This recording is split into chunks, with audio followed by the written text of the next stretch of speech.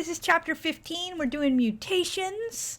This is a little bit of stuff we've already covered and then some taking it one step further. I want you to go back and make sure you're comfortable with replication for DNA replication. More the why it's happening and where we start than the actual all the enzymes right now. But also think about meiosis. It's been a little while since we talked about things like crossing over that happens during prophase 1. And then let's talk about what can go wrong with those. So for part 1 of this, we're going to look at spontaneous versus induced mutations, where mutations occur and why they actually can be passed on or not passed on. We're going to look at some of the different kinds of mutations and what processes lead to them, and then the way that they actually occur, a little bit of molecules here. In part 2, we'll do some of the more how we actually can repair it and the types of human diseases that tie to it. So we've looked at gene mutations across the class. Every time we have something that is not wild type, that ultimately stems from a mutation. And in fact, everything new in the DNA code always comes from some sort of mutation. Mutations are random, we know that now, and they are occurring without any sort of end game, but they are the only source of new alleles or new versions of genes in the population. They normally occur spontaneously, but they can be induced or driven by things like chemicals in the environment or UV light, maybe on purpose by us, or it may be accidental. Mutations are classified by the way they change the code. This is not the only 4 types of mutations I want to talk about, but I want to put these all together. There's a homework question that asks you to go through these and compare them and identify what is a point mutation versus nonsense and missense.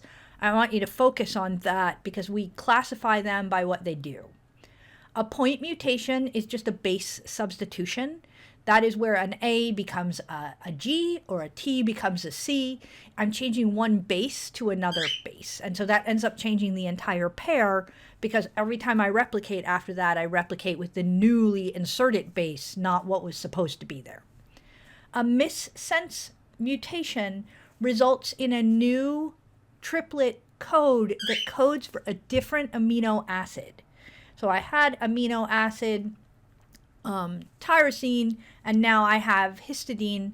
I have changed the amino acid, and that may or may not affect the final protein depending on how it folds or where that mutation is, but it has changed the sense of what that code is. It's not the same sense. It's a different sense. It's missed the sense, I guess. Nonsense is where I either put a stop codon in or where I put a stop codon in where there was not a stop codon, and now that causes my protein to be too short or misfold it in a way that it doesn't work at all. A silent mutation is actually the most common kind of these mutations. It's where I change something, but I still have the same amino acid, or I don't affect the final outcome of the protein. Point mutations or base substitutions are where I change one individual of the base pair, an adenine or a cytosine becomes something different, and it changes the code. There are 2 ways this can happen. Transition is where I I accidentally substitute the wrong letter, but I replace it with the same type of molecule. So if I had an A, I replace it with a G. Purine becomes a different purine. Or if I have a C, I replace that with a T or vice versa in either one of these cases. I replace a pyrimidine with another pyrimidine. Transversions, I cross over versions of the code or of the nucleic acids, is where I take a purine, like an adenine or a guanine, and I change that with a pyrimidine. Or in any one of these ways, actually. When I do that, I'm changing the width of the rung. I'm replacing something that was 2-ringed with something that was 1-ringed, or something that is 1-ringed with something that is 2-ringed. Well, okay, I have my picture now. So 2 rings, purines versus pyrimidines. I think at this point, I want you to be sure that you are confident in what's the difference between these molecules. Remember that purines are pure as gold and pyrimidines are the other 3. Pyrimidines have 1 ring, purines have 2 rings. When I insert a base, like an adenine or a cytosine or a guanine or a thymine during DNA replication, I delete one of them, I can cause a frame shift mutation. And we've already talked about this, but I want to talk about it again. I can shift where the triplet is being read. So I like this. It wasn't in the first part of this book. I like this example they have. If this is my sentence made up of 3-letter words, so this is representing my mRNA at this point, and each one of these is a codon. If I shift one of those off, I add or delete, so here I lost the C, here I inserted an M, the 3 nucleotide frame shift happens, where now I'm reading all the following words differently. I think there was a question on last week's homework that asked you what happened if you had an insertion and a deletion. I could shift the frame, with an insertion, I shift the frame, and then if I have a deletion, I can shift the frame back. But frame shift shifts the reading frame. It's hard to say. Mutation can also be classified by what happens with the phenotype. So how is that expressed? If I lose complete function of the thing that I was trying to make, that's called a null mutation. Null means nothing. I ended up with nothing. I lost the functionality of that. Loss of function mutations means that I completely don't use it, or I can have sort of a temporary or a half loss of function where I reduce the function of that product. Remember, so beyond Bio-1, what happens is that you have 2 alleles, and each of those alleles is being used in many cases to make proteins. So if I have one allele that makes the correct protein and one that doesn't, I might be making half as much protein as my body expects, but it's enough, the dosage is enough, that I'm fine. If the dosage is not enough, that may be I'll start showing a loss or a lack of that protein. Haploinsufficiency, what we have been calling gene dosage in previous lectures, you may actually have the allele to make the proteins, but you need 2 to make enough. And so we'll see in organisms that are heterozygous, sometimes being heterozygous means that you look dominant and everything expresses dominant because you have that one dominant allele. Sometimes it means you only make half the amount of product, and that's not enough. If it's enough to impact the phenotype, we may not notice. But if it's enough to not impact the phenotype, we may not notice. But if that lack of product is impacting the actual protein amount that you need, that can be a problem. Mutations can also be classified by whether they're dominant, resulting in a mutant phenotype that is dominant. So it expresses if you get one allele, and that becomes a problem. You are making a product you're not supposed to be making. A dominant gain of function, very, very rare, but there's an alteration in your alleles that cause it to do something else or cause it to activate where that protein had not been made previously, or a mutation where you have a mutation and a second mutation counteracts that. It can either be within that gene or it could be on different chromosomes. So you could be creating something that is not favorable to living, but counteracting that with a second mutation that overwhelms it. We can also talk about lethal versus lethal conditional. A lethal mutation interrupts your life. It causes, at some point when it starts to express, it causes you to fail to be able to do your living processes and you die. Tay-Sachs is a good example of that. Tay-Sachs is something that you inherit if you get 2 alleles for Tay-Sachs. It's a recessively inherited disease. People can be carriers for Tay-Sachs and not express it. They make enough of the protein that they're supposed to be making that carrying the recessive allele is not affecting their phenotype. If you inherit 2 broken alleles, you express Tay-Sachs, meaning you're not making any of the proteins that you need to clean up your brain function, that actually then interferes with you living. A conditional mutation arises when the environment changes in a way that it causes that mutant version to express. This is a good example of that. This is a Himalayan rabbit, and some cats, I think Siamese cats, also display this. This rabbit has an inherited mutation that when the temperature is different in different parts of its body, it turns the fur and the skin color black. These rabbits' ears and their little noses are colder than the rest of the rabbit's body. And so these express black because they're actually conditionally expressing a mutation. I guess if you kept it warm all the time, like gave it a little hat, that this would not be black.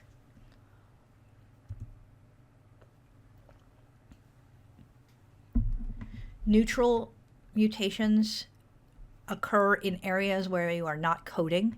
We have already talked about those with the short tandem repeats that we did with the elephants, and we're going to do in crime scene analysis as well. Those are areas where we know there are frequent mutations, and those frequent mutations do not affect phenotype, but we can use them to do things like decide how related two elephants are to each other. Are they in the same population? Are they in different populations? We can also use mutations in non-coding regions as molecular clocks. This is someplace we are going and have not really spent a lot of time talking about yet. But areas that mutate at a regular rate, we can start to predict how old those genes are and how long ago genes were related, were sharing the same ancestor. If I know that these are different bamboo trees, but there's this tree of phylogeny, their evolutionary history is absolutely mapped out based on using genes and variations between those genes. And then we determine the average time per mutation, and then we can predict how long ago they shared a common ancestor. Mutations in your body cells affect you, but you cannot pass them on. They are not heritable. Somatic, this means in your body.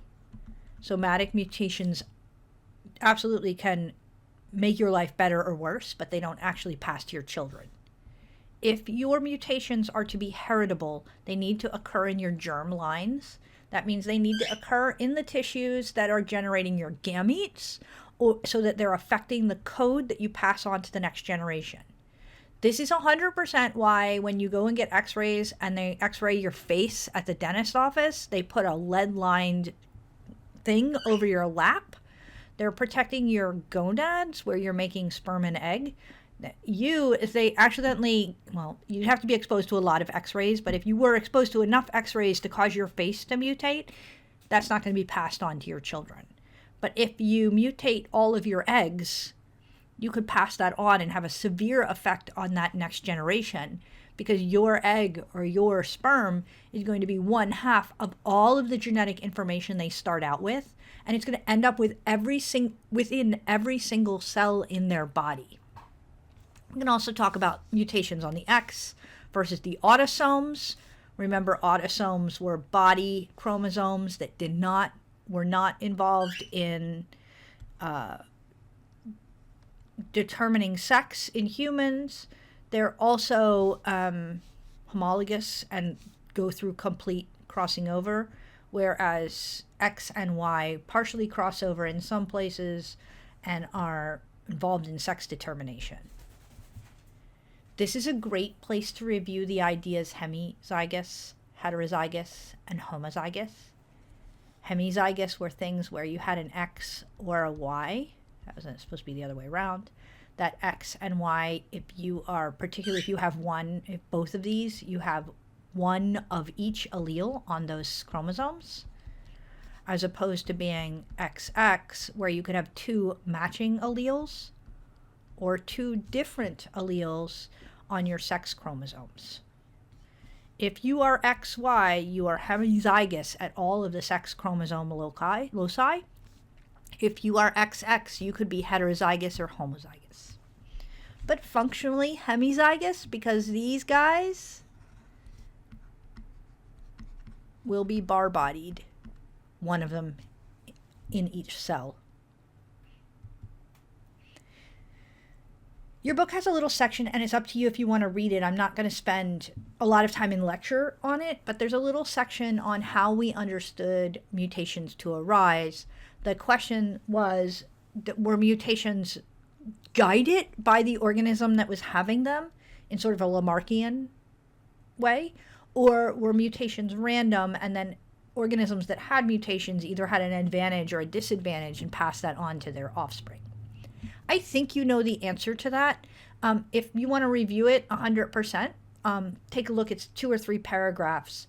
But the conclusion of that is that mutations are very often mutations are not guided by the organism that's having them. They are spontaneous and with no end game. Like evolution, they're just random events. We can induce those mutations with all kinds of, this is external factors here. Things like radiation, UV light, and chemicals can be mutagens. So we can cause mutations to happen. Luria Delbruck did a fluctuation test. They used E. coli and its T1 bacteriophage to demonstrate that if under all the conditions they exposed them to, mutations did not cause favorable outcomes. Mutations occurred randomly in all of their samples. Spontaneous mutations can occur with no agent. So we know that in some cases that just mistakes in DNA replication or mistakes in crossing over or mistakes in repair of DNA replication can occur. And these are a list of some of the different mutations that we think are spontaneous. There was no agent of cause involved in causing them. Compare that to, I want to go back a little bit, induced mutations, where I take a plant that I'm really interested in creating a lot of varieties to. I expose it to radiation or UV radiation or a series of chemicals, and then in its offspring, I have encouraged lots of mutagenic changes, lots of mistakes during DNA replication, in the hope that I'll get some of those offspring that will be more interesting to me than to my original variety of that plant. Mutations are mistakes in DNA replication. DNA replication is not great. DNA polymerase does its thing, right? It elongates by reading the complementary strand, and sometimes it makes a mistake. Now, DNA polymerase does backtrack and double check itself in many cases, but that doesn't mean that it catches every single mistake that it makes. If it goes through the proofreading process and double checks itself, and then that mistake persists, we can get some point mutations. When I go through replication and I slip the strands apart from each other, I get an area with a lot of direct repeats. So A, T, C, G, A, T, C, G, A, T, C, G over and over again. I'm more likely to end up with, by copying it too many times, or DNA polymerase slipping off the strand, backtracking, and then repeating and accidentally making a second copy of that repeating region. This is where we get a lot of our short tandem repeats. Often these are in non-coding areas. So it's a mistake in DNA polymerase backtracking and double checking itself where it kind of gets confused if that same sequence is repeated over and over again. This is a region too, since it has no effect on phenotype, that's pretty consistent for us to use in molecular bioinformatics to analyze differences between individuals, but also we're going to start to look at the fact that we can use that to analyze phylogeny and the heritability and relatedness of species on Earth. So how does this occur? On a few different examples. There are tautomers of all of the nucleotides. These are versions of the molecules themselves that really differ by one proton. So really a hydrogen molecule is a little bit different in one than the other. So here, if I look at my normal base pairing, a thymine and an amine, a thymine and an adenine bind together and they form 2 hydrogen bonds. If the thymine has a slight shift in the location of its hydrogen, it can and will form 3 hydrogen bonds, and that'll favor it binding with guanine. Cytosine, same thing. Cytosine normally has 3 hydrogen bonds and 3 hydrogens that it forms hydrogen bonds with guanine. If it shifts and it loses one of these hydrogens location here, this will actually cause it to bind to adenine by forming a 2 hydrogen bond connection. As this persists, I make a couple mistakes here. I have up here is my normal piece of DNA. I have a shift here where my adenine has shifted into a different form. It now only forms 2 hydrogen bonds here. It forms 3 hydrogen bonds. It forms with a cytosine now. This will persist throughout replications from generations to generations of these cells.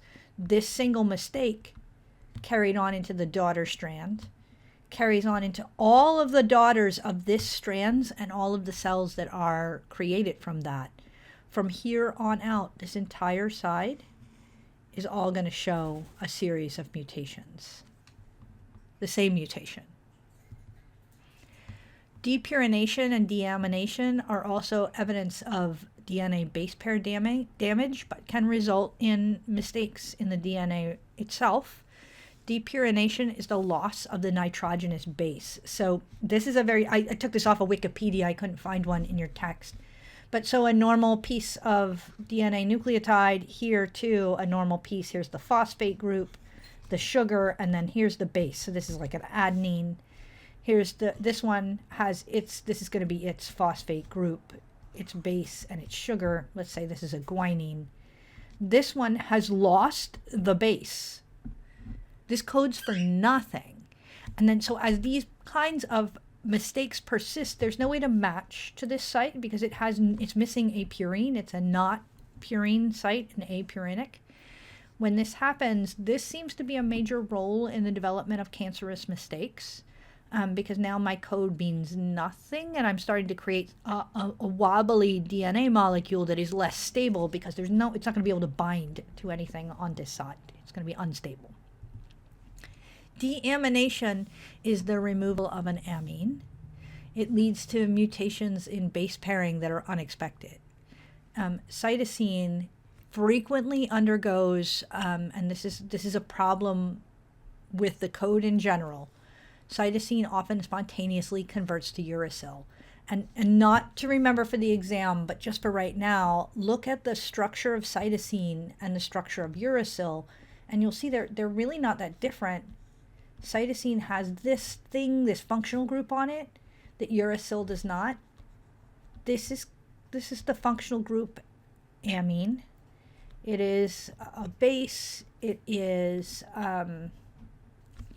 same part that's on the amino acid. It's the amino site.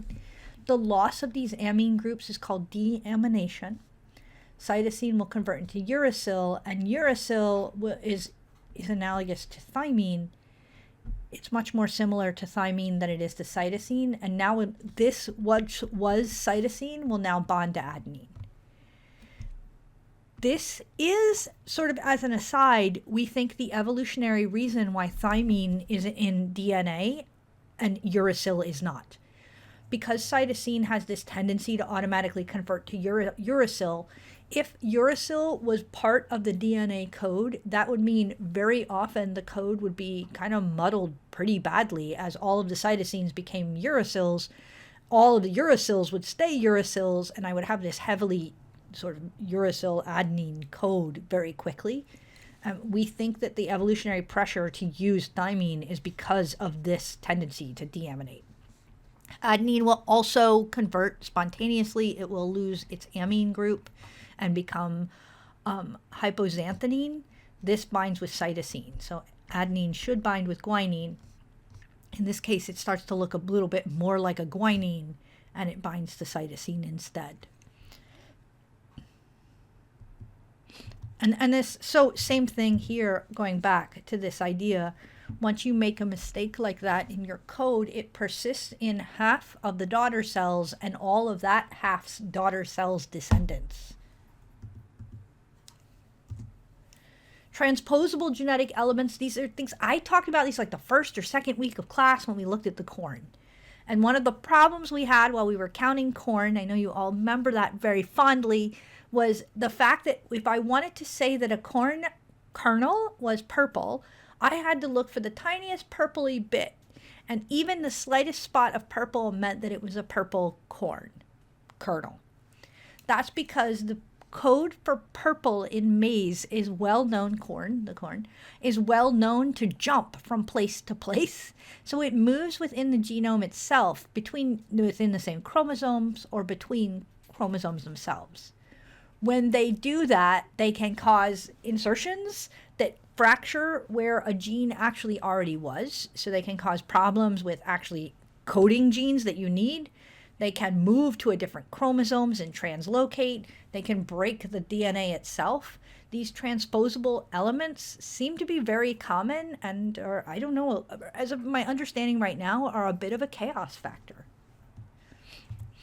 With that, I have a few questions at the end. I'm trying to keep this a little bit reviewy. It's very, this chapter is very listy. So I know there's a lot of ideas of how mutations occurred. I want to review those in some practice questions. A tautomeric shift results in, what?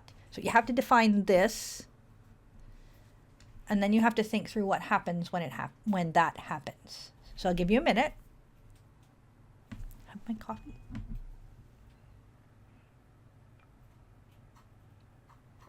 And I think if you are done, not so bad to find all these words as well. And in your student version of this, you don't have the answers, but write all the definitions for all of this as you're studying. It causes a transition mutation. Transition where a purine remains a purine, a pyrimidine remains a pyrimidine, and then but it pairs with the wrong pair match. So if it was an adenine, it basically starts acting like a guanine, and then it results in binding to the wrong partner. So transition mutations were when a purine and a purine changed from one purine to another, or one pyrimidine to another pyrimidine. Second question, and I only have two. What is not passed to offspring?